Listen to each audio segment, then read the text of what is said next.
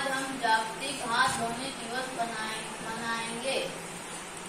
पहले हम 3 चीजों का इस्तेमाल करेंगे। पहला पानी, दूसरा साबुन और तीसरा हाथ। पहले हम पानी लेंगे, फिर साबुन लेंगे।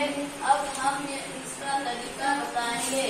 नमस्ते, दूसरा झगड़ा, दूसरा झगड़ा, दोस्ती, दूसरी दोस्ती, रेलगाड़ी,